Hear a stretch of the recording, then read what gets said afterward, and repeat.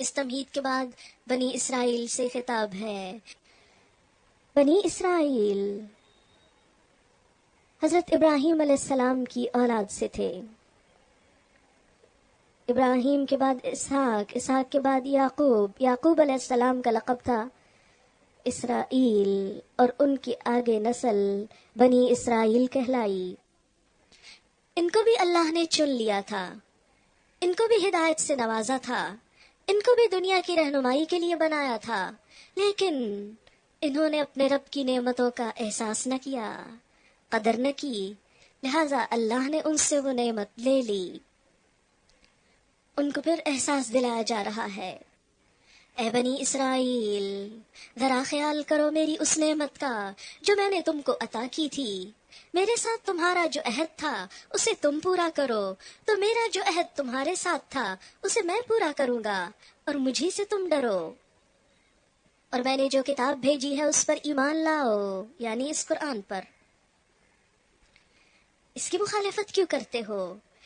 یہ اس کتاب کی تائید کرتی ہے جو تمہارے پاس پہلے سے موجود تھی، لہٰذا تم سب سے پہلے اسی کے منکر نہ بن جاؤ۔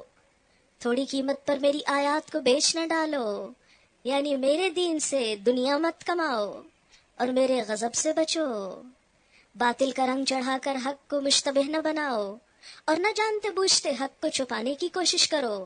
نماز قائم کرو، زکوٰۃ دو، اور جو لوگ میرے آگے جھک رہے ہیں ان کے ساتھ تم بھی جھک جاؤ، اس لیے کہ دین کا اصل مقصد تو اللہ کی عبادت ہے، اور اللہ کی عبادت کی طرف جو بھی اللہ کی کتاب کے مطابق بلائے اس کی پکار پہ لبیک کہنا کسی انسان کی بات ماننا نہیں ہوتا۔ تم دوسروں کو تو نیکی کا راستہ اختیار کرنے کے لیے کہتے ہو، مگر اپنے آپ کو بھول جاتے ہو، حالانکہ تم کتاب کی تلاوت کرتے ہو۔ کیا تم عقل سے بالکل ہی کام نہیں لیتے؟ صبر اور نماز سے مدد لو، بے شک نماز ایک سخت مشکل کام ہے، مگر ان فرما بردار بندوں کے لیے مشکل نہیں ہے جو سمجھتے ہیں کہ آخر کار انہیں اپنے رب سے ملنا اور اسی کی طرف پلٹ کر جانا ہے۔ اے بنی اسرائیل، یاد کرو میری اس نعمت کو جس سے میں نے تمہیں نوازا تھا، اور اس بات کو کہ میں نے تمہیں دنیا کی ساری قوموں پر فضیلت عطا کی تھی۔ ڈرو اس دن سے جب کوئی کسی کے ذرا کام نہ آئے گا، نہ کسی کی طرف سے سفارش قبول ہوگی، نہ کسی کو فدیہ لے کر چھوڑا جائے گا، اور نہ مجرموں کو کہیں سے کوئی مدد ملے گی۔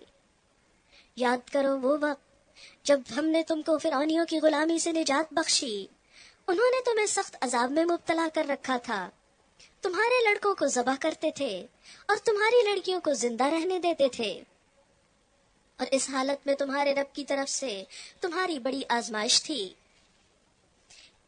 شیخ محمد عبدہ ایک مصری مفسر ہیں، وہ لکھتے ہیں کہ بنی اسرائیل کی نسل جب بہت تیزی سے بڑھنے لگی تو فرعونیوں کو خطرہ لاحق ہوا کہ یہ تعداد میں ہم سے بڑھ جائیں گے اور پھر ایک دن ہم پہ غالب آ جائیں گے، لہٰذا بہتر یہی ہے کہ ان کی نسل کشی کرو، اس لیے کہ ہیومن ریسورس سب سے بڑا ریسورس ہوتا ہے۔ لہٰذا فرعون کو یہ سوجھی کہ بنی اسرائیل کے بیٹوں کو قتل کر دو، ان کی عورتوں کو ہم اپنے تسلط میں لائیں گے اور اس سے قبطی نسل پیدا ہوگی، اور یہ بنی اسرائیل کے لیے ایک بہت بڑی آزمائش تھی ان کی غلامی کی وجہ سے۔ یاد کرو وہ وقت جب ہم نے سمندر پھاڑ کر تمہارے لیے راستہ بنایا، پھر اس میں سے تمہیں بخیریت گزروا دیا، پھر وہی تمہاری آنکھوں کے سامنے فرعونیوں کو غرقاب کیا۔ یاد کرو جب ہم نے موسیٰ علیہ السلام کو 40 شب و روز کی قرارداد پہ بلایا تو اس کے پیچھے تم بچڑے کو اپنا معبود بنا بیٹھے، اس وقت تم نے بڑی زیادتی کی تھی، مگر اس پر بھی ہم نے تمہیں معاف کر دیا، شاید کہ اب تم شکر گزار بنو۔ یاد کرو ٹھیک اس وقت جب تم یہ ظلم کر رہے تھے، ہم نے موسیٰ علیہ السلام کو کتاب اور فرقان عطا کی تاکہ تم اس کے ذریعے سیدھا راستہ پا سکو۔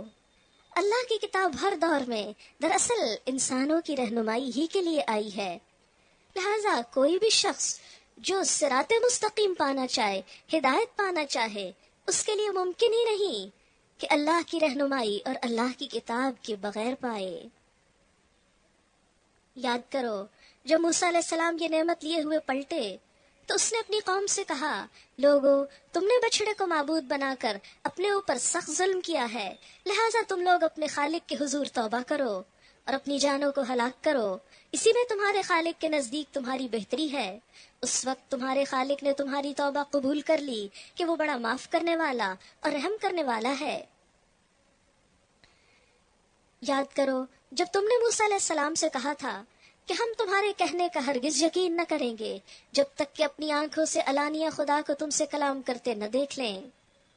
موسیٰ علیہ السلام جب کوہ طور پر گئے، اللہ تعالیٰ سے ہم کلام ہوئے، واپس آ کر قوم کو بتایا تو قوم اڑ گئی، کہنے لگی ہم بھی دیکھیں گے تو مانیں گے۔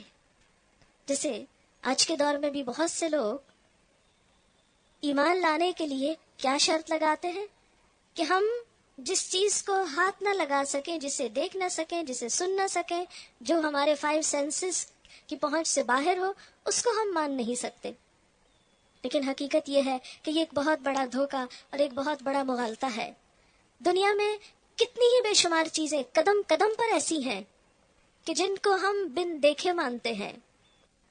یہ تو صرف نہ ماننے کے بہانے ہیں، جیسے بنی اسرائیل نے کیے۔ اسی لیے بنی اسرائیل کی یہ باتیں ہم کو بتائی جا رہی ہیں کہ دیکھو عبرت پکڑو، تم وہ نہ کرنا جو وہ کر چکے۔ اس وقت تمہارے دیکھتے ہی دیکھتے ایک زبردست بجلی نے تم کو آ لیا، تم بے جان ہو کر گر چکے تھے، مگر پھر ہم نے تم کو جلا اٹھایا، شاید کہ اس احسان کے بعد تم شکر گزار بن جاؤ۔ ہم نے تم پر بادل کا سایہ کیا، من و سلوہ کی غذا تمہارے لیے فراہم کی، اور تم سے کہا کہ جو پاک چیزیں ہم نے تمہیں بخشی ہیں انہیں کھاؤ، مگر تمہارے بڑوں نے جو کچھ کیا وہ ہم پہ ظلم نہ تھا، بلکہ انہوں نے اپنے اوپر آپ ہی ظلم کیا، یعنی ساری نعمتیں پا کر پھر اللہ کے ناشکرے بن گئے۔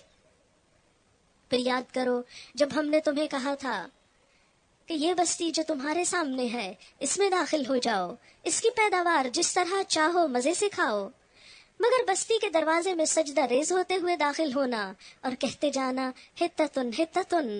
اس کا مطلب ہے اے اللہ ہم کو معاف کر دے، ہم تمہاری خطاؤں سے درگزر کریں گے، یعنی جب تم معافی مانگو گے تو ہم تم کو معاف کر دیں گے اور نیکوکاروں کو مزید فضل و کرم سے نوازیں گے۔ مگر جو بات کہی گئی تھی ظالموں نے اسے بدل کر کچھ اور کر دیا۔ آخرکار ہم نے ظلم کرنے والوں پر آسمان سے عذاب نازل کیا، یہ سزا تھی ان نافرمانیوں کی جو وہ کر رہے تھے۔ کہا جاتا ہے کہ انہوں نے حتتن کی بجائے حنتتن کہا، جو ان کی زبان میں معنی دیتا ہے گندم کے۔ ایک تو لفظ بگاڑا اور دوسرا اس کا مذاق اڑایا۔ یاد کرو جب موسیٰ علیہ السلام نے اپنی قوم کے لیے پانی کی دعا کی تو ہم نے کہا کہ فلاں چٹان پر اپنا عصا مارو، چنانچہ اس سے 12 چشمے پھوٹ نکلے۔ اسی صحرا میں پانی نہیں تھا پینے کو، موسیٰ علیہ السلام کے ایک عصا سے 12 چشمے۔ 12 کیوں؟ کیونکہ 12 قبیلے تھے بنی اسرائیل کے، اور ہر قبیلے نے جان لیا کون سی جگہ اس کے پانی پینے کی ہے۔ اس وقت یہ ہدایت کر دی گئی تھی کہ اللہ کا دیا ہوا رزق کھاؤ پیو اور زمین میں فساد نہ پھیلاتے پھرو، اور یہی چیز ہم سب سے دراصل مطلوب ہے۔ دین ہم کو یہ نہیں سکھاتا کہ دنیا چھوڑ دو، دین ہم پر دنیا کو حرام نہیں کرتا، دین یہی سکھاتا ہے کہ دنیا استعمال کرو لیکن فساد نہ کرو، بگاڑ پیدا نہ کرو۔ کیسے؟ زمین کے اوپر شکر، صبر، تواضع اور قناعت کے ساتھ رہنا زمین کی اصلاح ہے۔ اس کے برعکس ناشکری، بے صبری، گھمنڈ اور حرص کے ساتھ رہنا زمین میں فساد برپا کرنا ہے، کیونکہ اس سے فطرت کا نظام ٹوٹتا ہے اور یہی دراصل حد سے نکلنا ہوتا ہے، اور یہ اللہ کو ناپسند ہے۔ یاد کرو جب تم نے کہا تھا کہ اے موسیٰ ہم ایک ہی طرح کے کھانے پہ صبر نہیں کر سکتے، اپنے رب سے دعا کرو کہ ہمارے لیے زمین کی پیداوار، ساگ، ترکاری، گیہوں، لہسن، پیاز، دال وغیرہ پیدا کرے۔ اب دیکھیے کہ اللہ ان کو ایک بلند مقام عطا کرنا چاہتا تھا، صحرا نوردی کروا کر ان کے اندر مجاہدانہ صفات پیدا کرنا چاہتا تھا، لیکن وہ لوگ اس حکمت کو نہ سمجھ سکے اور من و سلوہ کا انکار کر کے چٹپٹے کھانے مانگنے لگے۔ قوموں میں جب زوال آتا ہے تو ان کی ساری توجہ صرف کھانے پینے کی چیزوں کی طرف مبذول ہو جاتی ہے. ان کی زندگیوں کا مقصد صرف کھانا پینا بن جاتا ہے، جبکہ مومن کھانا پینا ایک ضرورت سمجھتا ہے اور بلند مقاصد کے لیے جیتا ہے. اب دیکھیے کہ کھانے پینے میں تو جانور بھی سارا دن کھاتے پیتے رہتے ہیں، پھر انسانوں اور جانوروں میں فرق کس چیز کا رہ جاتا ہے کہ انسان کھانے پینے سے اٹھ کر کچھ اور سوچے، کیونکہ اللہ نے اسے ساری مخلوق سے افضل بنایا ہے. بنی اسرائیل بھی پیاز اور دال مانگنے لگے تو موسیٰ علیہ السلام نے کہا، کیا ایک بہتر چیز کی بجائے تم ادنا درجے کی چیزیں لینا چاہتے ہو؟ اچھا، کسی شہری آبادی میں جا رہو، جو کچھ تم مانگتے ہو وہاں مل جائے گا. آخر کار نوبت یہاں تک پہنچی کہ ذلت و خواری اور پستی اور بدحالی ان پر